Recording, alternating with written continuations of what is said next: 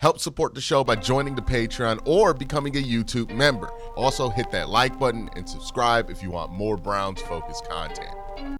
We're getting outside our bubble here in Cleveland, and we want to check in with what's going on around the league, what's going on around the AFC North, and to check in with the Cincinnati Bengals. You know I'm going to bring in my guy, Ace Boogie. Ace, you know, through doing AFC North talk with you, I feel like there's a vibe from you that you feel like your Bengals are a little underrated. Am I picking up on something right there?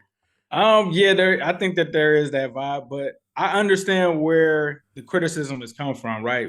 We're talking about 2 years in a row of them not making the playoffs. So everybody's like, you got to show me. But yeah, I do think that they're a little underrated as it stands right now. So let's start with Joe Burrow here, right? Because I think if the Bengals have a better season, the conversation around Joe Burrow is, instead of it being, well, he didn't make the playoffs, can he play? I don't know if people are saying, can he play winning football? That sounds a bit far. But, like, you know, is Joe Burrow, he put up good numbers, but he didn't make the playoffs. That's kind of the dominant conversation right now. But I think if you guys have like 2 more wins, people are talking about Joe Burrow making a leap, right? Last year. Right. I'm curious from your perspective, right? You've watched Joe Burrow since he's come into Cincinnati. You've believed in Joe Burrow since the second that selection was made. Do you think that he has made a like serious, tangible leap here from the guy that he was in like 2022 versus who you expect him to be in 2025? And what do you expect that to look like, manifest itself as with Joe Burrow, somebody who's been seen as an elite quarterback for the last 3 years? Yeah, with Joe, the leaps are not as noticeable just because he's already a top level quarterback, right? So coming off of 2022, that's coming off of him taking the Bengals to the Super Bowl and stuff like that. The thing that I will say is, I think last year was the first time where everything was clicking on all cylinders. And I think a lot of that had to do with not only him having command of the offense, but the play calling being better, the structure of the offense being better, and the Bengals offense finally being more consistent. And I think that's what we saw from Joe. I think the velocity on the ball was a lot stronger. I think the reason that it shocked everyone was because he's coming off of an unprecedented wrist injury the season prior. So we didn't know what to expect. We're thinking that Joe is still going to be Joe, but we didn't expect him to be better than he was the prior years before that. Now, obviously, the team didn't do a better job, but we think that Joe Burrow, he just honed in on the things that he does better. And I think, honestly, or that he does best. And I think, honestly, it's just one of those things where it's like 1% better, 1% better here and there. He's always been a guy that's been able to dissect defenses and kind of be an offensive coordinator on the field. He's one of the smartest quarterbacks in football. He's one of the smartest processors in football. So he has improved, but it's just like when you look at Peyton Manning, it's like, okay, 02 to 03 or 04, like he's good, but you know, he probably was a 97 one year, then he was a 98, then he was a 99. So like that's where it's at with him. Whereas, for example, somebody like Andy Dalton, who's nowhere near in the realm of Joe, his 2015 season stood out because it was like, whoa, this dude went from get this guy on my team, he's super average, to I don't know how this man even being talked about in MVP conversations like he was in 2015. That was a seismic leap. With Joe, he's always had the talent. You've always known how good he is, but you just are waiting to see, like, okay, what's the next level of this guy's game that he can improve? And I think a lot of people look at it because he doesn't have the strongest arm in the league, right? So those have been things that he slowly tried to add to his arsenal. But obviously, there's only so much a human possibly add to that. But you are seeing more velocity on his footballs. You are seeing like crazy accuracy from that standpoint. So it's a marginal improvement, but I'm interested to really see like where he goes this season, because listening to people from camp, like the reporters, the beat writers that have all been there throughout the years, they said that bar none, this was easily his best camp that they've ever seen him. So I'm interested to see what he looks like this season. Yeah, and I think the thing with Joe Burrow, right, because he's always kind of existed in the spectrum where you believe you can win a championship with them.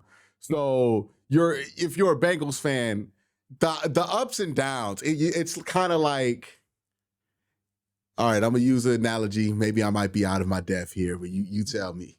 It's kind of like when you got a lot of your money locked up in index funds and like, ETFs, where it's like you're comfortable with the spectrum that it's going to go day to day because you're pretty confident it's going to go in the right direction when you need it to, right? Over a long period of time. You're not freaking out because there was like a $16 loss on one day and then you get like a $25 gain the other day, right? So you're comfortable with that spectrum with Joe Burrow, where you're like, no, like, even a bad Joe Burrow season, you feel like you can win with. And I don't know if we've seen a bad Joe Burrow season. Like, quarterbacks will typically give you one at least in their career. But the big question, I think, with the Bengals is, we know this is going to be an offensively driven team. They have declared that to everybody who is willing to pay attention, that this is going to be an offensively driven team. And the Bengals, for the most part, you make this point on AFC North Talk, are an offensively driven franchise.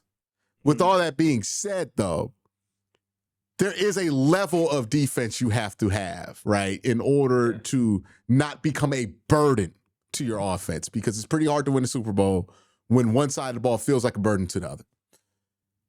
Do you think Cincy this year is going to be able to get past that point defensively to where this does not feel like a burden to their ability to win, that at the very least it can just simply be, it's not a great defense, but whatever, right? Like, I think that's what you want to get to, right? You just don't want to be terrible.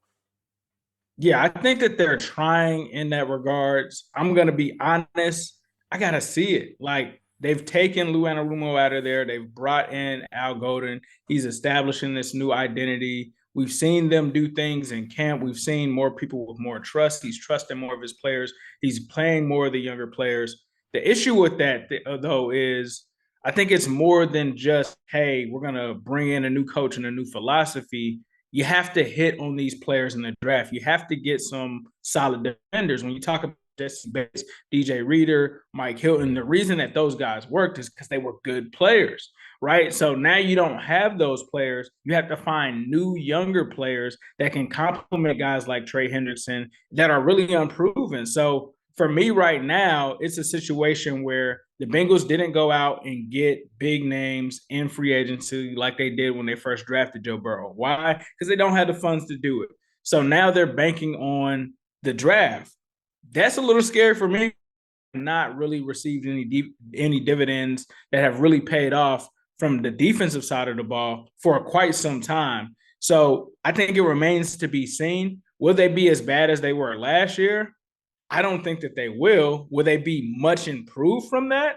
I don't think so either. So I think they're going to be somewhere in the middle where they could range anywhere from 20 to 25. I don't think they'll be like a bottom 5 defense like they were before, but I'm not ready to sit here and say these guys are just going to be a really solid defense that are going to be able to really contribute for the Bengals until I see it. I think that they have the potential. I think that they have players. I think that they have a scheme in place that's very different than what they were doing before, where the philosophy literally was just like, look, this is my system. You're going to fit into this square peg, even if you're a rectangle, even if you're a circle, like you're going to do what I need you to do. Whether it's your strength or whether it's your weakness, it doesn't matter. And I think with this kind of approach with Al Golden, which is the exact opposite, which is trusting players more so than really just putting his team out there. Maybe that helps them a little bit, but what you've seen in the preseason has been troubling. And I get it. People are going to be vanilla. They're not going to show anything, but goodness, like, I mean, you can at least try to stop the run somewhat at some point. Like, you can't blame that on vanilla defense. So I'm worried about the defense. I'm not going to sit here and lie to you. I am worried about it. I want to see where they are. But I think the approach right now is to outscore people and hope that the defense can get some kind of stop here or there, generate some kind of turnover in the game to give the Bengals the lead. And then I think that they're trying to basically win games off of the lead. They're hoping for the defense to be better. I'm just going to keep it a buck. I don't know if I could put all my eggs in the defense basket to the point where I think that they're going to improve. So I think if I'm being realistic, I think They might be 23rd, 22nd at their highest. I think that's where they are going to end up. I'll pose you this because it just popped into my mind when you were talking. I think I figured out how the Bengals are going to get on a slow start this season, right? Because like we can never predict the Bengals slow start for like what it's going to be. Here's my prediction here. It's going to be obvious in like the first 5-6 weeks of the season that the defense is just not where it needs to be. And that might be what causes the Bengals to lose a couple of games that they shouldn't. And that'll be the slow start for this year. Maybe this defense gets a lot better by the end of the season, right? And that's how they get to like 23, 25, right? It's kind of the average over time. But I do think that this is going to be something where it's going to look a lot different in September than it is in, December, right? Like it's just you got a lot of young players. You got a new defensive coordinator in there. He's got to figure out what won't work in this division, right? Because that's the big disadvantage any new coordinator is coming into this division. Because you think about it, if you are the offensive coordinator, you're going up against Jim Schwartz. Jim Schwartz been here 4 years, right, in Cleveland. And he has Myles Garrett. He has the best ponies of anybody in the division. And then you go up against Pittsburgh and Mike Tomlin. He's been controlling that defense forever in Pittsburgh. And then the same is true with John Harbaugh, but his defense coordinator, it's not McDonald anymore. Who is it? It's a former player, right?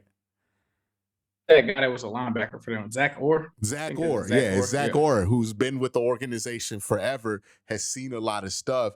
And then you came from Notre Dame last year. Like it's a different beast. And I think there's going to be a lot of adjustment and learning there of like, oh, this does not work. I can't play a player this size in this division because that's going to get exploited, Well, there is, what I will say is he was on this coaching staff back in 2021. He was here for a couple years. So it definitely will be an adjustment for him, but he is used to kind of being familiar with the AFC North. That's good. That's good. I think that there's going to be a little bit of an adjustment period just overall for this team as they try to figure it out. Hopefully this means Joe Flacco throw for 600 yards, but we'll talk about that just a second. But yeah, I think the Bengals are a very interesting squad this year. Defensively, we don't know what they're going to be. Offensively, we do know what they're going to be, right? Jamar Chase, Joe Burrow. How's it like to be so good at offense? It's not even interesting to talk about it anymore. It's been a while, bro. Honestly, like we've had offensive players, but the last time we truly were, 2015 they were good, but before that, the last time that they were a top 5 offense was Carson Palmer, Ocho Cinco, TJ Houshmandzadeh, Chris Henry, those years, right? Rudy Johnson, explosive. So now it's like, it seemed like when we had Carson, we had the quarterback. So I can't say we didn't have the quarterback. With Andy Dalton, it was like we just had the weapons and he just had to kind of pretty much run the orchestra. Now we have elite weapons and an elite quarterback. So now it's just like, this is what I felt like we should have been kind of already. And now they're finally getting there. So now it's just like, I used to worry about being able to score 30. Like I come from the Andy Dalton years of like, man, can we just get 30? Like we can't even score 30. Now it's like with Joe in this offense, I know that we're going to score 30. So the one thing that I can't hang my hat on is we can score. And that's one thing that's underrated, I think, in this league is everybody in this league can't score 30. Like there's some offenses that can, there's some offenses that can't. Like I remember when we had the running joke about the Steelers, it was like they were averaging 17 points per game that season. It was like there's no way that this team is going to even get close to sniffing 30. So that makes you feel comfortable in a passing league. And with the defense, you just know like, all right, the defense gives up this. I know that Joe and Jamar can go out there and try to get it back. Yep, that's where you want to be. Now, me and Ace, we've talked about the Bengals. I want to thank Ace for coming on, talking about the Bengals, updating us. We'll be back later this week to talk about week 1, so make sure you stay tuned in for that.